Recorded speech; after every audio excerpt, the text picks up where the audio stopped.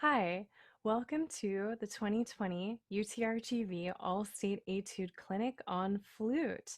I'm Dr. Krista Jobson, Professor of Flute at UTRGV, and I'm so excited to share some ideas with you about this year's All-State Etudes. So first, let's talk about F Major by Siegfried Karg Ehlert. An interesting story about Karg Ehlert. He actually had a friend complain to him that flute etudes were too easy, so his collection of etudes are not. And that's kind of fun for us as flutists. So the first thing you'll notice when you look at the beginning of this is that you're asked to play Allegro alla Handel. And that's indicating that this is going to be in the style of Baroque master George Friedrich Handel. One of the ways that's going to come into play for us as we perform this etude is that all of the dynamic indications, they're going to happen subito, or they're going to happen right away. So in places like measures 5, 6, measure 11, 12, all of these places where you have very sudden dynamic shifts, you'll want to spend some extra time figuring out how to best make that happen. My tip for you is that where you want to play very softly, move your lips forward. Especially you're going to feel that in the lower lip. You're going to think about aiming your air high. It's almost like you're going to kiss the sky. For loud playing, it's going to be the opposite. You're going to move your chin slightly back toward your neck, and you're going to open up your aperture and aim your air slightly downward. And that's going to allow you to get a really rich, loud sound. Another thing to talk about with this etude is the accented notes. You start with accented notes right from the beginning. Now, don't forget, an accent refers to beginning, middle, or end of the note. Well, it refers to the beginning. So these notes do not need to be played too short. They can have a really nice full resonant tone to them, just like you have indicated with the grave il suono indication underneath the very first measure. You've got several mordents. The first one is located in measure 7, right on the downbeat. The way to play these is to play the note that's printed, then one note above in the key, returning back to the note that is printed. So for example, starting in measure 7, this is what those mordents will sound like.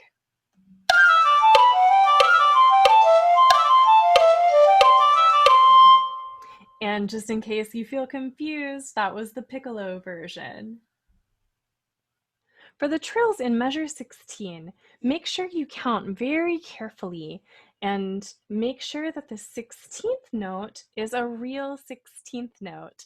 Don't be tempted to lengthen the trill so much that your 16th note sounds more like a 30-second note. I sincerely recommend that for these trills, you start by subdividing the long note. That double dotted quarter note, how many 16th notes is that going to get? Well, typically a quarter note has 4/16. The first dot gives it 2 more, and the second dot gives it 1 more. So altogether, those double dotted quarter notes are going to get 7/16 notes. Let's hear what that would sound like, starting in measure 16 where we have the trills. But instead of playing the trills, we're going to subdivide each long note into all of its 16th note parts.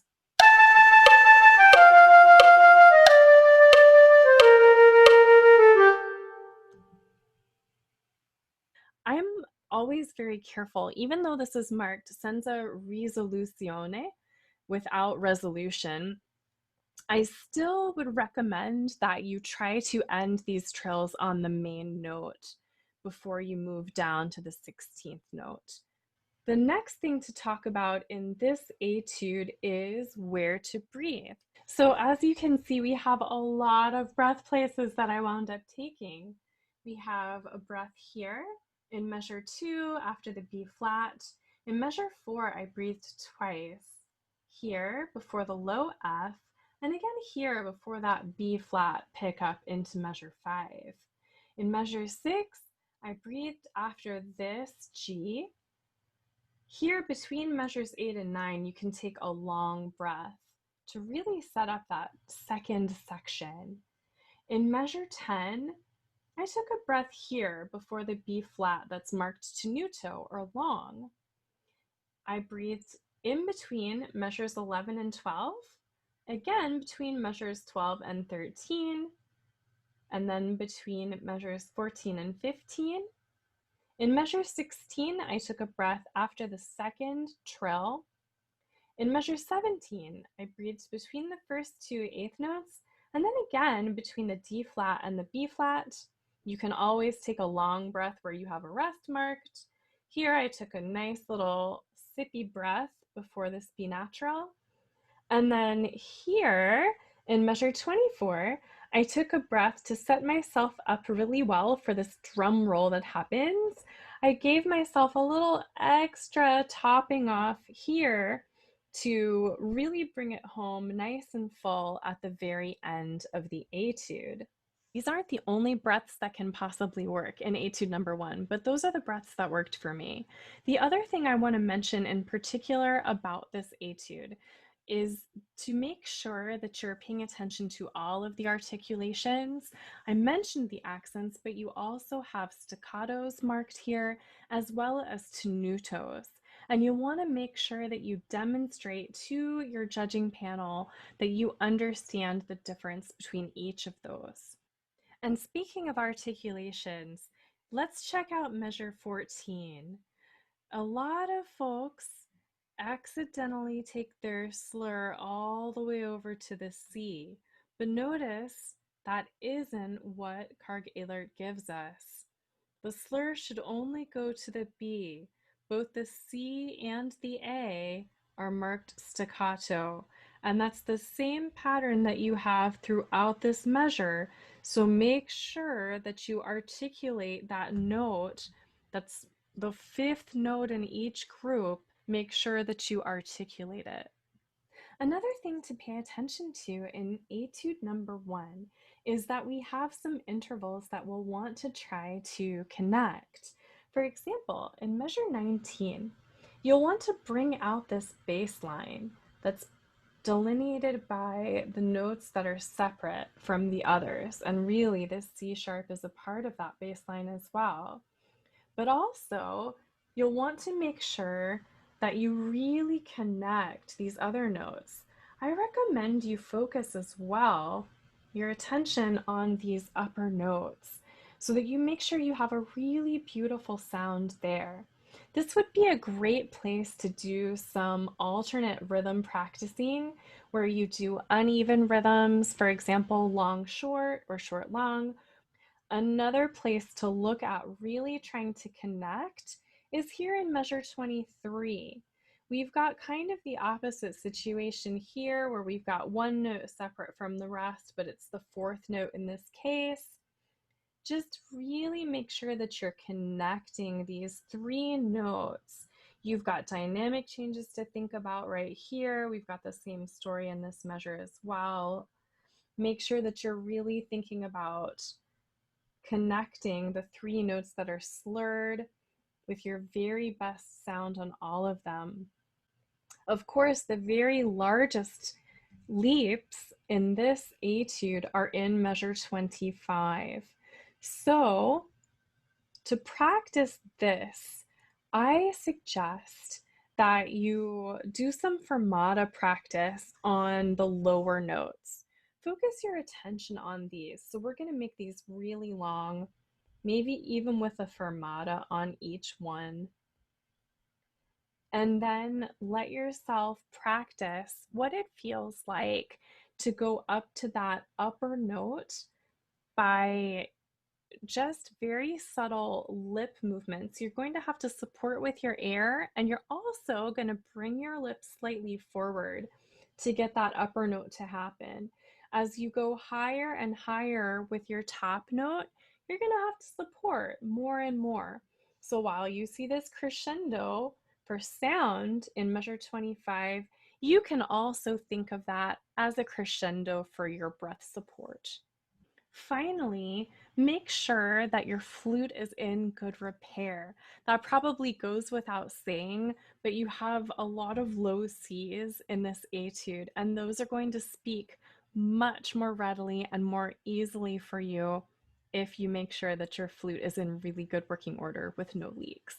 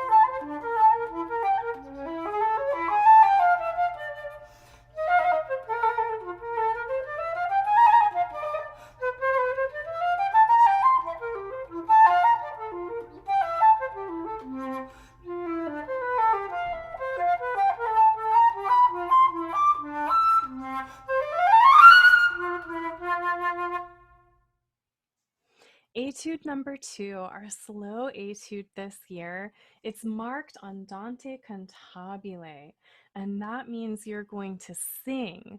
You just want to really enjoy your sound as you play this etude. And I'll tell you, one secret of a beautiful sound is to always enjoy the sound that you're making as you play. Practice a vocal approach to playing the flute. In other words, pretend you are literally singing as you play, not just blowing air. You're going to need to make sure that your throat should always feel open, as if you're beginning a yawn, and also fill up the flute with air and feel each note resonate in your body.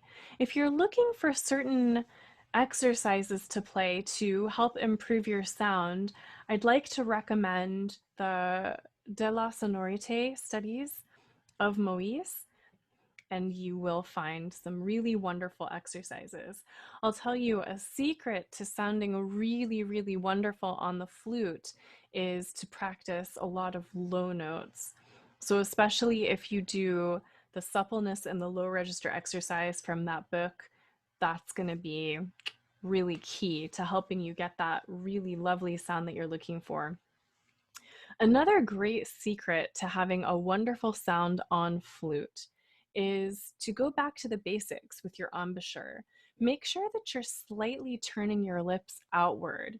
To double check, put your index finger under your lower lip around the place where your head joint would be, and just say the word poo, like Winnie the Pooh, and feel what happens to your lips when you say that.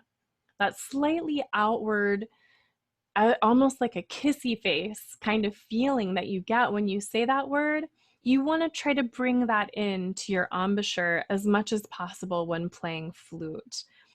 The first thing that I'd like to go into actually with this etude is going to be the breath places.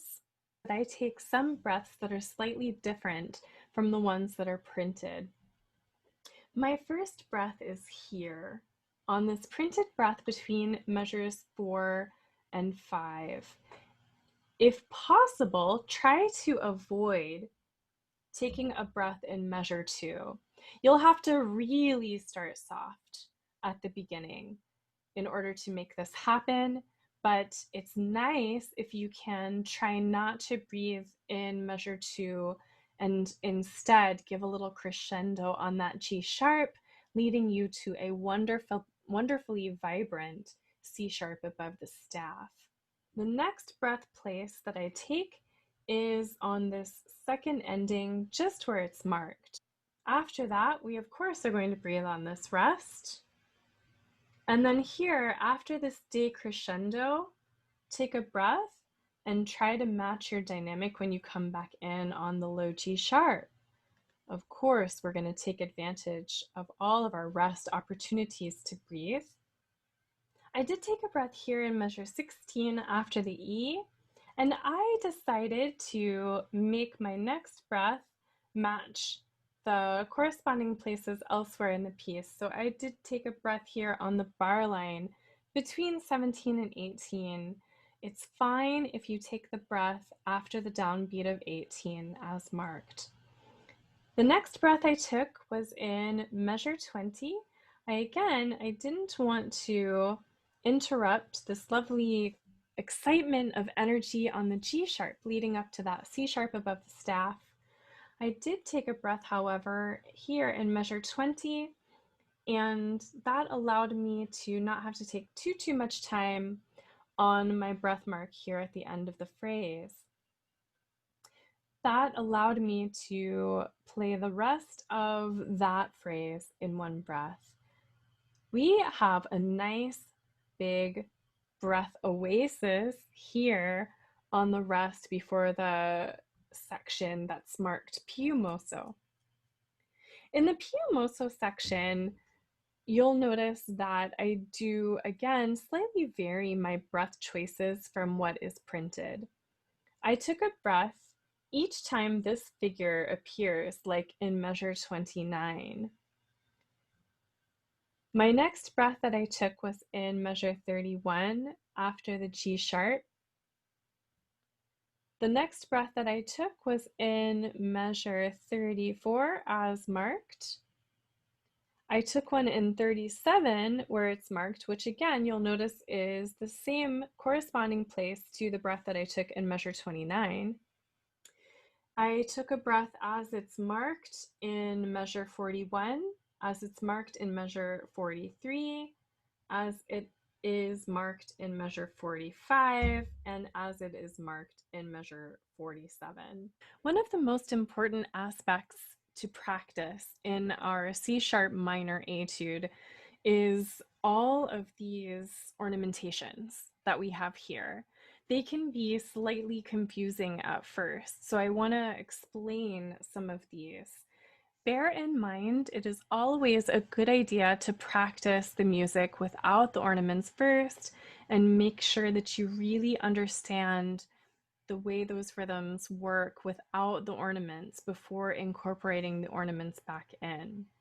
Let's talk about this turn that's in measure 16.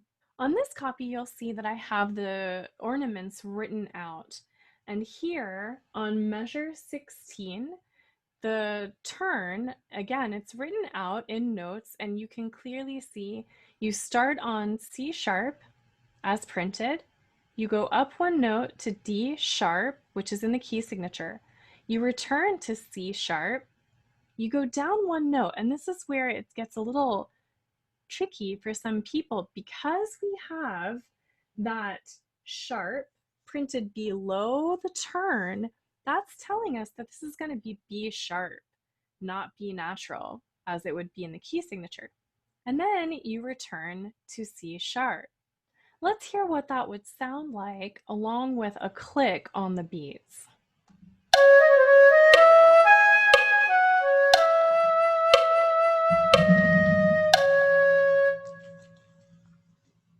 I'd like to take the time to listen to a bit more of this etude from the beginning, just so you can see and hear what all of these grace notes look like if they're written out.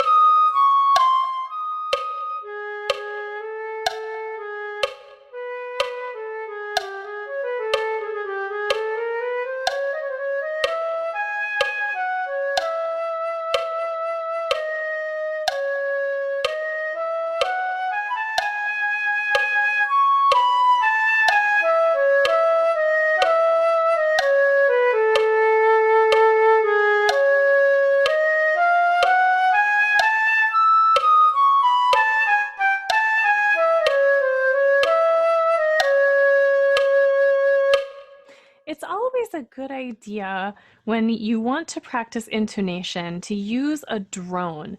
That way you're practicing in a tonal context. There are many websites and tuners that can provide a sustained pitch of your choosing.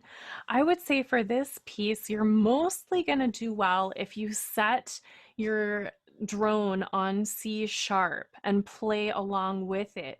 You'll be surprised by how much this can help your intonation. Or you can always come up with your own duets, sort of like the one that I have here with electronic instruments.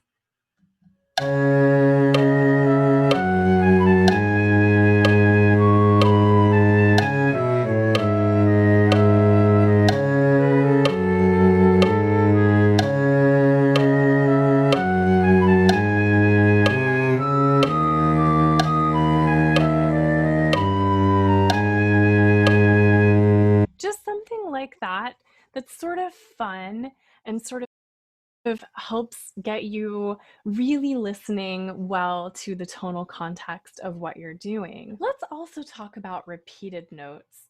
Often when we have repeated notes such as these A's, and this happens in a few places in this etude, we've got these repeated G sharps here. We want to make sure that they don't sound too glued together. You don't have to put a ton of space here, but what I would say, because this is marked lamentabile, you can make this into a psi figure. So just a little bit of a decrescendo on that second note can really help to set off each of these repeated notes. Here, you'll have to do a bit more separation though. Just making sure that those low G sharps are not glued together. As for your tempo changes, we are told to go anywhere between 56 and 62 at the beginning. Where you're marked in poco più mosso, you can go up anywhere between 10 and 14 clicks faster. Then, towards the end, you return to this section where the music is remarkably similar to the beginning. I would say this is a good place to start getting much closer to your opening tempo. Then, when you're marched tranquillo, make sure that you're already starting to think in that initial tempo so that here, where you're marked rallentando, you can really make quite a dramatic finish to this beautiful etude.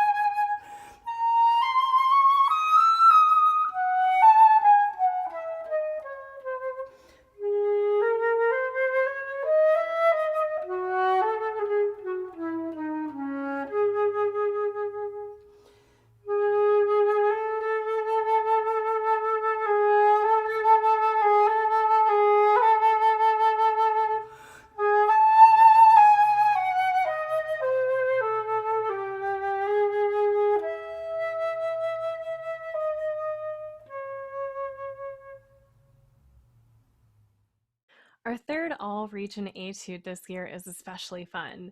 It is marked Cantabile alla Moderna. So again, we're going to be singing, but this time we're going to be singing in a slightly different way, perhaps a more excited kind of way. The best thing that we can do when learning a new piece, especially one which we are going to have a lot of time to learn, like our all-state etudes, is to practice them very slowly for a long time, maybe even for weeks, and focus on the basics. Focus on having a beautiful sound on every note. Focus on having really lovely intonation.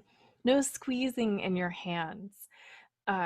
Making sure that your articulations are very beautiful. No tut kind of staccato articulations, always two, open. And you can very slowly begin to increase your speed and keep track of that. Track your progress. That'll make you feel good. That'll make you feel a sense of accomplishment, which is really important in this journey for all of us. Remember, very slowly means a tempo that is easy for you. So it should be a tempo at which you can play everything near perfect, or at least the way that you want to. Let's get our breath marks marked in. We're definitely going to take full advantage of any rests that we have. So our first two breaths occur on rests. I'm going to encourage you to try not to take a breath here. See if you can instead show some energy from this F sharp down through the F natural all the way to the E on the downbeat of measure 7. We will definitely take a breath here where we have the rest. I also took a breath here just to give myself a little extra strength for the end of this phrase that's marked forte. We'll also take a breath here on the marked rest in measure 12. I suggest taking a breath on the tied note in measure 15. Then again on measure 18 after the downbeat. Breathe in measure 19 on the tied note. In measure 22, we have allargando, which means stretching. In other words, we're going to be getting slower and slower. You can think of this as a mini resting place before we start the energy back up again at a tempo in measure 23. It's also a good place to take a breath before the grace notes. In measure 24, we're going to breathe on the rest. Same story in measure 26. I'm going to again encourage you not to breathe here and instead to create energy leading from the F sharp down to your E natural downbeat in measure 29. In measure 30, breathe on the tied note. Then breathe on the rest in the measure marked largo. I want to encourage you to take full advantage of your invitation to sing on this etude. Sing with passion, in fact, as it's marked. So we're going to travel on these long notes. You might even imagine some secret crescendos on some of these. Especially these ones where we have a bit of extra time. This is probably going to already be full, but I'm going to put a crescendo just to remind you to stay full all the way through that C sharp there. And then you'll have corresponding crescendos at the very end. One additional detail that I'd like to draw your attention to is here in measure 17. Notice this is the only time we have a 30-second note marked in the entire piece. There's a fermata on the dotted 16th note that precedes the 30-second note. Try to resist the urge to play it so long that it loses its character as a 30-second note. I realize the a tempo is not marked until measure 18. However, I recommend that you do consider this last note of measure 17 to be a real 30-second note. So really, it'll feel like we've gone back pretty close to tempo after we've played our fermata on this C sharp. We certainly do have some technical passages in this particular etude. For the moments at measure 16, as well as, of course, our passage that extends from measure 19 through measure 22. For those sections, I recommend you do some alternate rhythm practicing. So Start by playing these passages all slurred and just change the rhythms around.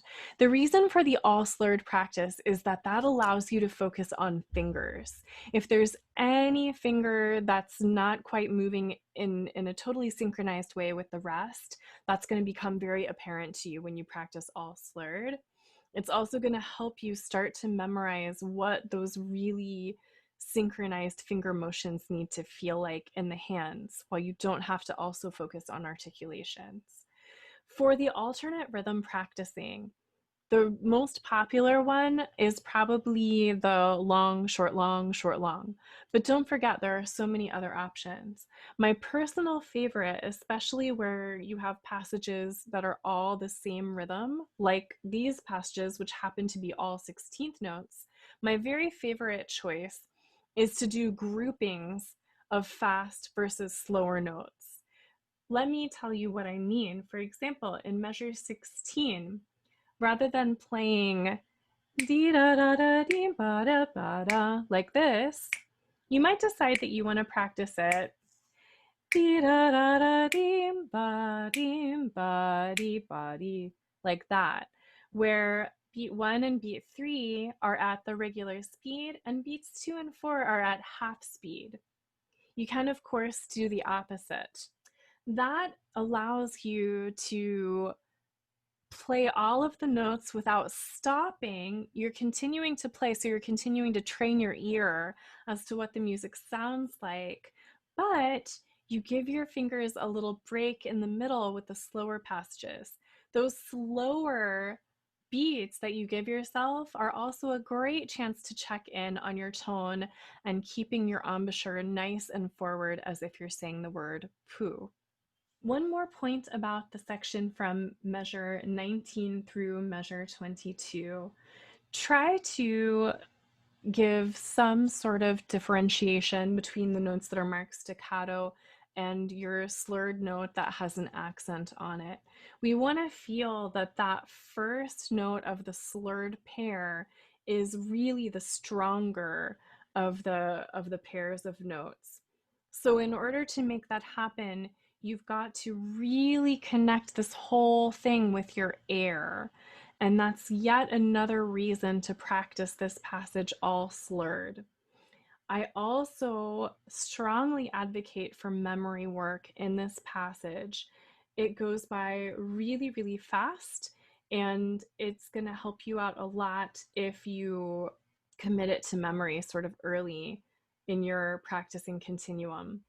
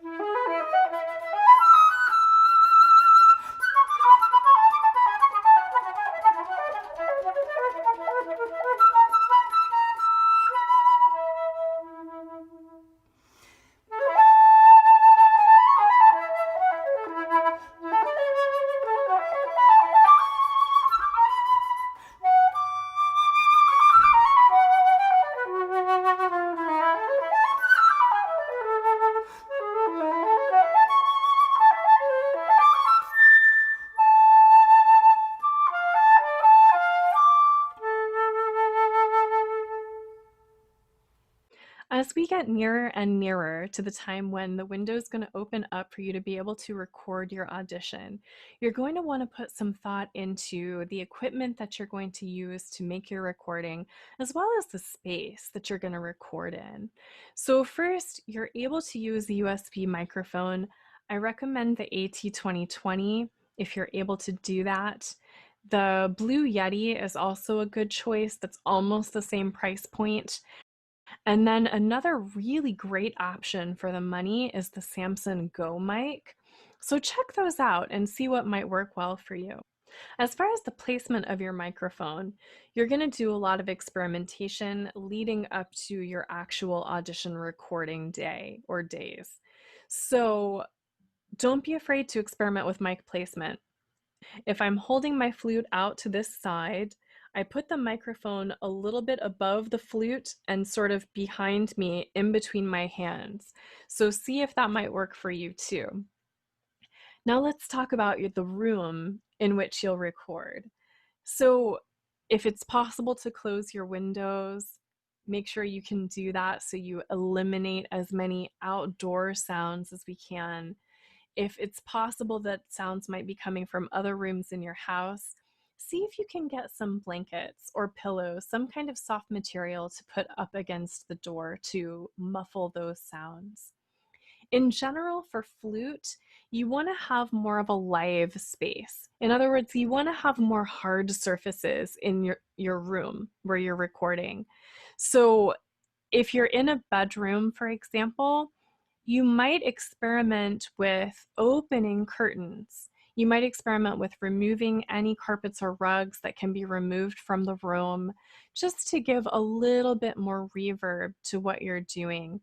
And again, experiment as soon as you take away any of those soft surfaces in the room. Go ahead and do a little test recording and see what you think. See if that has any impact on the sound. I do have some closing thoughts that I want to share with you. For one thing, make sure to have fun. Music is supposed to be fun. This is something that you love after all. So I hope you enjoy this journey. I hope you enjoy this process. And don't forget, everyone feels anxiety. It's nothing bad, it's nothing that reflects poorly on you, and it's nothing that predicts the outcome of the auditions. Feeling anxiety is completely normal, and it means that you care. A good strategy might be to remind yourself that anxiety or feelings of nervousness are your body helping you get ready for something that you're really excited to do. It's your body helping to give you courage. You can also smile. Smiling helps tell your brain that you're relaxed and you're ready. So just smile and see how some of those feelings just melt comfortably away. If you have any questions for me, I hope you will send me an email. My contact information is right here. I am certainly looking forward to hearing from you, and best of luck on your auditions.